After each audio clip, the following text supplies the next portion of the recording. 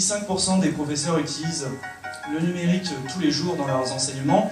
Ils sont cependant 97% à voir l'aspect positif du numérique dans leurs cours.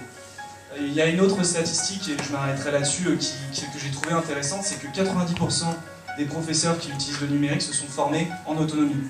Aujourd'hui, les professeurs, les élèves et même de plus en plus de parents d'élèves sont prêts à faire entrer l'école dans le numérique, et que les professeurs qui ne le font pas, ne le font pas par rejet idéologique, comme on pourrait le dire et comme on pourrait le penser, mais soit par manque de temps, et je pense notamment aux jeunes professeurs, soit par manque de compétences, et c'est là vraiment qu'il y a un levier, soit par manque d'infrastructures et de matériel. Mais je pense que le matériel n'est pas, voilà, ne fait pas tout.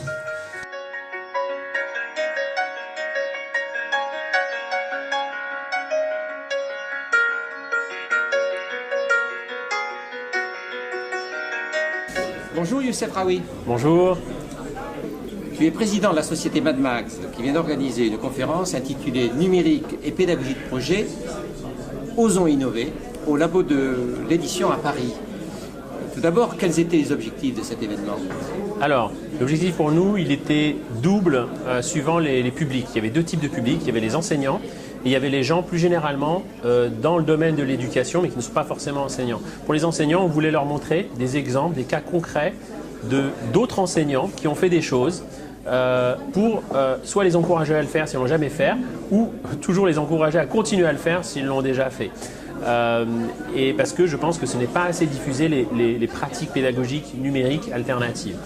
Et ensuite, il y a tous les gens qui ne sont pas enseignants en tant que tels, mais qui sont dans l'éducation, des DAN, des directeurs d'établissement, des gens du ministère qui étaient là.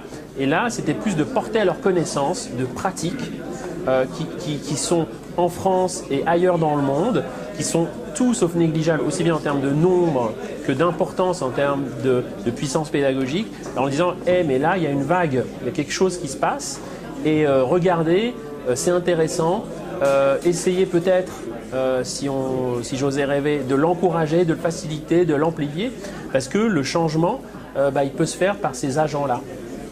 Vous intitulez cela « Osons innover ». Oui. Faut-il donc oser? Oui, il faut oser parce qu'on part d'un existant quand même qui est très différent de la logique du numérique, c'est-à-dire quelque chose quand même de très structuré. L'éducation nationale, on va dire quelque chose de très structuré, d'assez descendant, très hiérarchique, depuis le ministère jusqu'à l'élève, qui est en bout de chaîne, si je puis dire. Et là, Internet introduit, ou le numérique introduit quelque chose où tout est horizontal, tout est ouvert, où la connaissance est partout et où finalement les acteurs doivent devenir, ceux qui avaient le pouvoir, entre guillemets, doivent plus devenir normalement des facilitateurs que des gens qui décrètent. Et parce que finalement, c'est de se mettre à la disposition du public principal, qui sont les enseignants et les élèves. Un des intervenants a posé la question, enseignant-acteur, enseignant actif, mais également élève-acteur, élève-actif. Est-ce cela? Oui, c'est ça en fait. En un sens, disons que traditionnellement, l'école telle vous l'avez connue et que je l'ai connue, c'est celui qui détient la connaissance, l'enseignant, qui la fait redescendre sur les élèves qui sont passifs, qui restituent la connaissance chacun dans son coin, dans une copie, qui n'a pas aucun aspect éthique, aucun aspect public. Et tout d'un coup, le numérique permet de casser complètement ça. C'est-à-dire que tout d'un coup, l'enseignant peut dire ok, le cours, vous pouvez le faire vous, par exemple ce qu'on a vu avec TransIMOOC, faites-le vous, ou même avec les journaux scolaires. Ce cours-là, il ne va pas juste être vu par moi, mais par vos copains les élèves, par les autres copains des autres classes, par vos parents, etc., etc.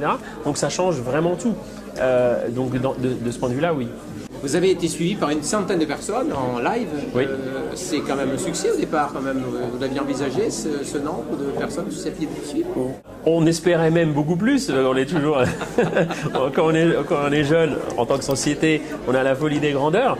Mais 100 c'est très bien déjà parce que c'est 100 qui restent toute une après-midi online pour assister, qui tweetent, qui posent des questions. C'est pas négligeable. Donc ça prouve aussi qu'il y a un réel intérêt, une curiosité sur le sujet. Et ça donne des idées pour l'avenir? Écoutez, là c'était la première, on a osé innover, donc on a fait ça. Pour l'instant, des premiers retours que j'ai, mais on va avoir les retours de tout le monde dans les jours qui viennent. J'ai l'impression que c'était quand même apprécié la démarche, donc j'espère qu'on continuera et qu'on le refera l'an prochain, oui. Merci beaucoup. C'est moi. Ça va, oui. Au revoir.